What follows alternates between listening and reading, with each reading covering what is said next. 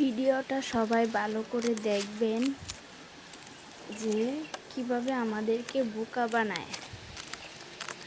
লোহা দিয়ে কলাগুলো আটকানো, ভালো করে একটু কেয়ার করে দেখেন, তাহলে বুঝতে পারবেন।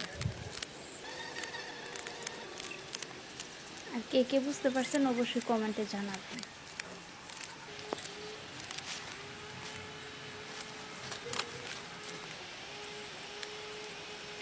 কি পরিমাণ চালাক ওরা,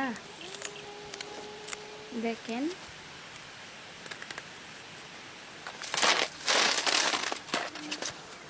এখন কলাগুলা ছুলতেছে,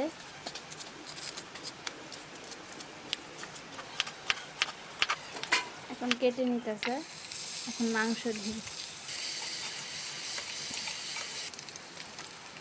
মাংস এগুলা নাকি আমি তো জানি না।